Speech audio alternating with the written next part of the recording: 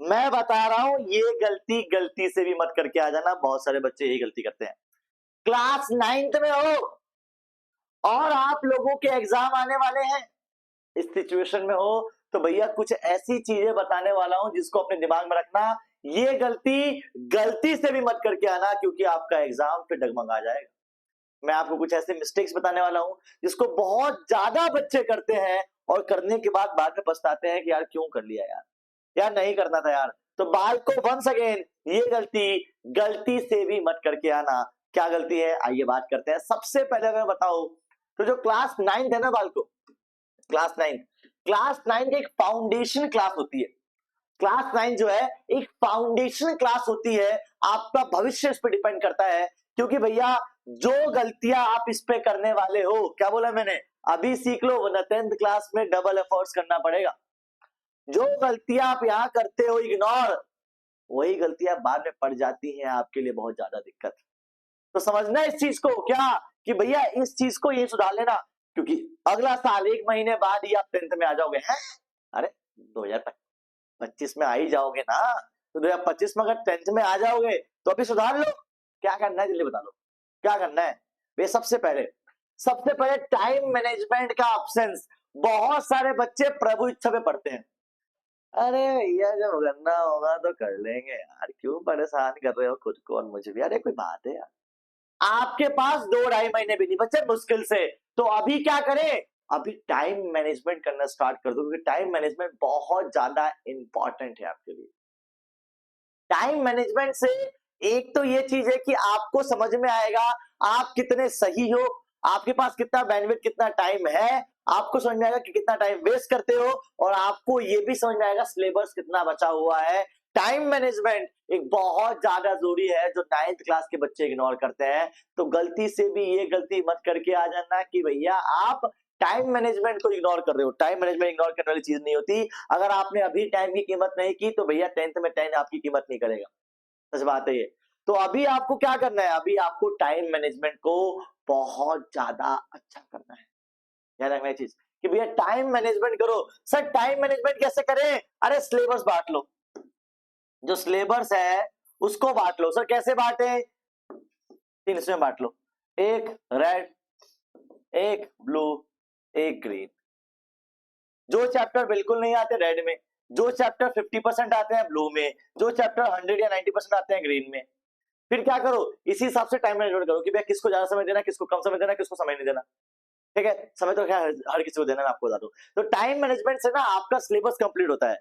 Time management से ये clear होता है कि भैया क्या क्या क्या जरूरी है और क्या कब करना चाहिए। टाइम मैनेजमेंट करो जितना ज्यादा हो सके।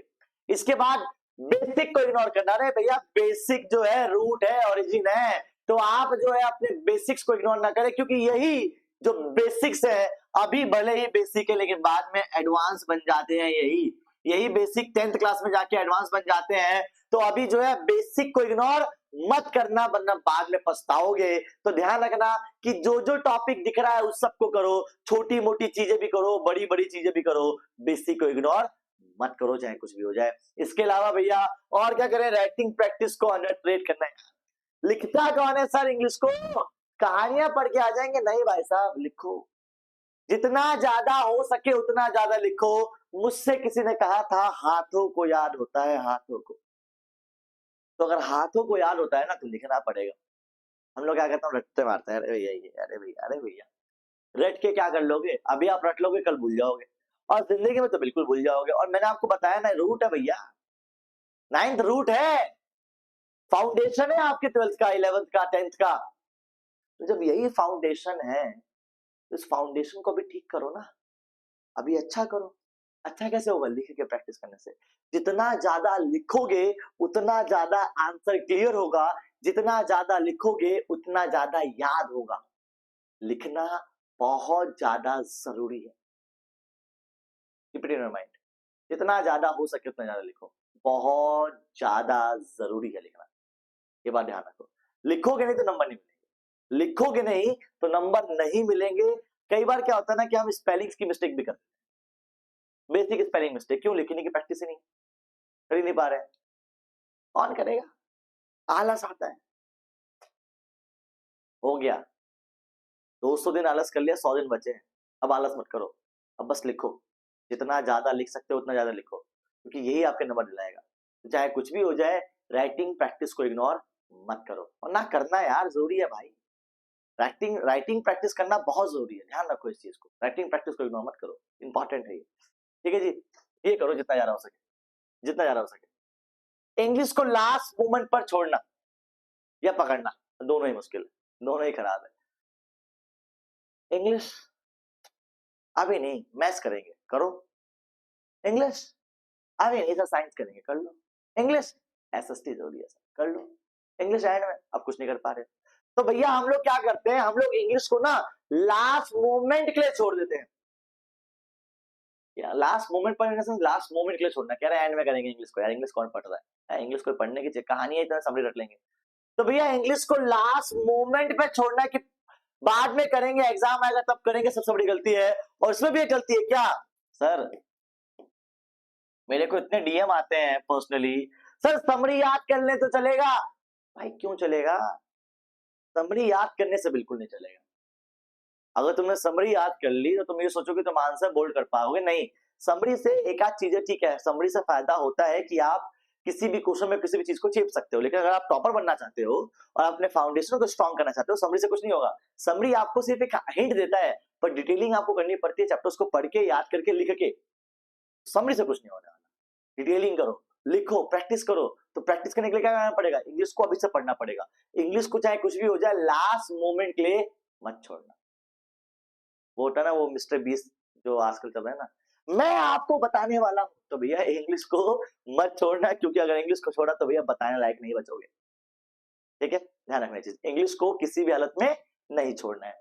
इसके बाद ओवर डिपेंडेंसी ऑन गाइड्स, अरे भैया क्या बोल गए हाँ सही है, ये एक कुंजी खरीद लाएंगे इतनी मोटी, मैथ्स इंग्लिश साइंस तीनों इसी में ही है भाई साहब।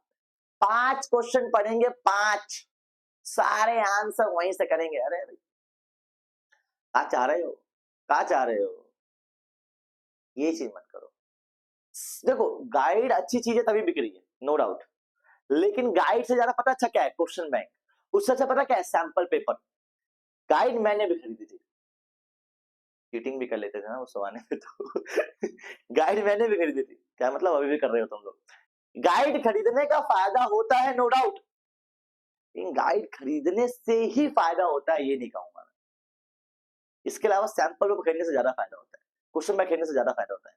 गाइड तो भैया एक बेचने का साधन है कि भैया ऑल इन वन ले लो, किसी ब्रांड का नाम ले लो, ऑल इन वन बुक ले लो कि सारी सब कुछ एक ही में है, वो नहीं है ना भाई सही। अब गाइड खरीदो नो डाउट, पर गाइड पर डिपेंडेंट मत रहो। इसने क्या बोल रखा है, ओवर डिपेंडेंट ऑन गाइड। मैं नहीं कह रहा गाइड मत खरीदो, अच्छी चीज है भाई, मैं भी खरीदता था, सब खरीदते हैं। ओवर डिपेंडेंट कि भैया जो दे रखा वही करेंगे हम, पता चला कि भैया जो दे रखा हो तो पेपर में नहीं आया, क्योंकि यही होता है, वो लोग छोटे में देते हैं, कम देते हैं, आंसर बिल्कुल मॉडिफाई करके देते हैं, आंसर कई बार सही भी नहीं देते हैं वो लोग। तो गाइड सोल्यूशन नहीं है, गाइड से मत करके आना। मेरी मानो तो गाइड आपको नुकसानदायक है, और नुकसानदायक है, आपको गाइड नुकसान देगी ही देगी, चाहे कुछ भी कर लो। तो गाइड से बिल्कुल भी मत करके आना, चाहे कुछ भी हो जाए। सिर्फ गाइड्स, मैं यहां पे लिख देता हूं सिर्फ, सिर्फ हिंदी में भी लिख देता हूं सिर्फ, सिर्फ गाइड पे डिपेंडेंट मत रहना। इसके अलावा क्या लो, इसके अलावा सैंपल पेपर ले लो भैया, सैंपल पेपर ले लो, और क्या ले लो सर, क्वेश्चन बैंक ले सकते हो, क्वेश्चन बैंक, सैंपल पेपर या क्वेश्चन बैंक, ये दोनों ही हेल्पफुल होगा, पर गाइड इतना नहीं हेल्पफुल होगा, ध्यान रखना। इसके अलावा रिवीजन का प्लान ना बनाना, सर रिवीजन कौन करता है यार, तुम करो, तुम करो, रिवीजन बहुत ज्यादा जरूरी है। हम कई बार रिवीजन को इतना ज्यादा इग्नोर कर देते हैं ना, कह रहे सर कौन करेगा सर, अभी मेन चीज कर रहे हैं, मेन चीज कर रहे हैं, भाई रिवीजन में मेन ही है, रिवीजन भी मेन है। आप जितना ज्यादा रिवाइज करोगे उतना ज्यादा प्रैक्टिस अच्छी होगी, जितनी ज्यादा रिवीजन उतनी ज्यादा प्रैक्टिस, और जितनी ज्यादा प्रैक्टिस उतने ज्यादा नंबर। याद रखना, रिवीजन को इग्नोर मत करना। आपने एक चैप्टर पढ़ लिया, आपने 10 चैप्टर पढ़ लिए, तो भाई जितना ज्यादा हो सके उतना ज्यादा उस चीज को रिवाइज करो, बहुत ज्यादा जरूरी है रिवीजन। मैं मानता हूं कभी स्किप मत करो रिवीजन, नेवर स्किप रिवीजन, ध्यान रखना चीज, जितना ज्यादा हो सके उतना ज्यादा रिवीजन करते जाओ, करते जाओ, करते जाओ। रिवीजन आपके लिए एक कामयाबी की चाबी है, मजाक हट के। जितना हो सके रिवीजन करो, कभी भी इग्नोर मत करो रिवीजन को, क्योंकि ये आपके ना मार्क्स बढ़ाता है। इससे ना गलतियां समझ में आती हैं, जो आपकी गलतियां है ना कि यार यहाँ गलती कर रहे हो, अच्छा ये चैप्टर में ये चीज मिस हो गई, अच्छा इसमें एमसीक्यूज भी थे, अच्छा क्वेश्चन आंसर्स भी थे, तो रिवीजन ना वो गलतियां बताता है आपको, तो रिवीजन स्किप नहीं करना आपको, ठीक है, चाहे कुछ भी हो जाए रिवीजन स्किप नहीं होना चाहिए। आगे बात करता हूँ, मैं हमेशा एक बात बोलता हूँ, a sound mind need a sound body. एक अच्छे दिमाग के साथ साथ एक अच्छे शरीर का होना भी बहुत जरूरी है। इतना ही ज्यादा एंग्जाइटी फील कर ली, भैया 9th क्लास का एग्जाम है भैया, भैया डर लग रहा है भैया, अरे ये क्या बात है। एंग्जाइटी डिप्रेशन का कुछ नहीं होता। Anxiety, pressure, over thinking, over confident, ये सब जो है ना आपकी बॉडी को इफेक्ट देता है, और जब आपकी बॉडी को इफेक्ट होगा ना तो आप प्रेशर में रहेंगे, और प्रेशर में कभी भी आंसर लिखा नहीं जाता है। तो ध्यान रखिएगा, आपको हेल्दी रहना है, हेल्दी रहने से प्रेशर कम होता है, और प्रेशर कम होने से आप अच्छा लिख पाते हो। तो जितना ज्यादा हो सके हेल्दी फूड खाओ, ठीक है, अपने आप को जल्दी सो जल्दी उठो, ये बहुत जरूरी है, क्योंकि आप टाइम पे सोओगे तभी टाइम से उठोगे, और टाइम से सोओगे मतलब होता है ना कि early to bed early to rise make a man healthy healthy and wise. तो जितनी जल्दी आप सोओगे उतनी जल्दी उठोगे, और अगर ये प्रोसेस अच्छा रहा तो ऑब्वियस सी बात है आप इसमें हेल्दी फील करोगे। अपने आप को और टाइम दे सकते हो पढ़ाई में, ठीक है, सेल्फ अवेयरनेस में, सेल्फ स्टीम में, और योगा मेडिटेशन तो खैर तुम क्या ही करोगे, लेकिन मैं चाहूंगा कि करो। अगर नहीं कर रहे तो कोई टेंशन नहीं है, बस हेल्दी रहो, अच्छा खाना खाओ, अपने आप को फिट रखो, चाहे फिजिकली मेंटली जैसे फिट रख सकते हो रखो, रखना बहुत जरूरी है, क्योंकि ये आपके एग्जाम में आपकी कॉन्फिडेंस को और आपके मार्क्स को दोनों बढ़ाता है। प्रेशर में लोग जो आता है वो भी नहीं लिख पाओगे, प्रेशर में तो प्रेशर में आती हुई चीज भी भूल जाओगे। तो अपने आप को अच्छा डाइट दो, अपने आप को फिट रखो, मतलब कुछ ऐसा मत करो जिससे आप बीमार पड़ जाओ, कुछ ऐसा मत करो जिससे आपको इंजरी हो जाए, ये मत करो भाई। तो मैंने बहुत बच्चों को देखा है बैड लक कि एग्जाम से 2 दिन पहले 10 दिन पहले 5 दिन पहले हाथ तोड़ा लेते हैं।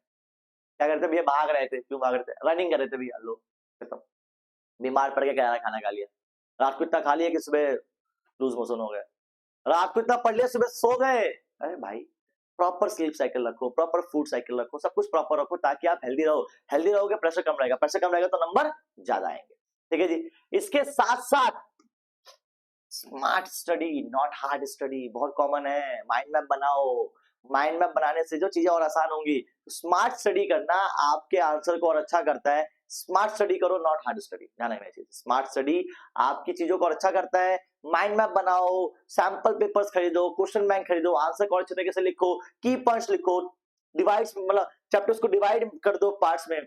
इससे क्या होता है, इससे ना आपका आंसर और अच्छा होता है। स्मार्ट वर्क इसी को कहते हैं, हार्ड वर्क करने वाले लोग बीमार पड़ जाते हैं, हार्ड वर्क मत करो, स्मार्ट वर्क करो। इसके अलावा फॉर्मूला देता हूं आपको सक्सेस का, क्या, कंसिस्टेंसी बेसिक प्रैक्टिस, क्या बोला मैंने, CBP, CBP, ठीक है।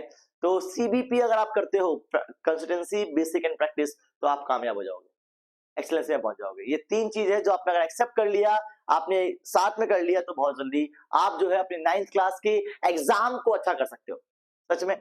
और अगर आप यहां तक देख रहे हो तो एक बोनस टिप भी ले लो, और नीचे कमेंट बॉक्स में कमेंट कर देना सर बोनस टिप अच्छी थी क्या। Never buy a new pen in your exam, for your exam, 1 day before exam. कभी भी एक दिन एग्जाम से पहले नया पेन मत खरीदो, 50 का पेन दे दो, 50 का नहीं भाई साहब, 2 वाला पेन खरीदो, दो वाले 2 पेन खरीदो, आधा यूज कर लो। तो आधा पेन जब यूज होता है अच्छा चलता है, जब आप आधा पेन यूज करोगे तो उसको प्रॉपर तरीके से लिखो, वही काम आएगा।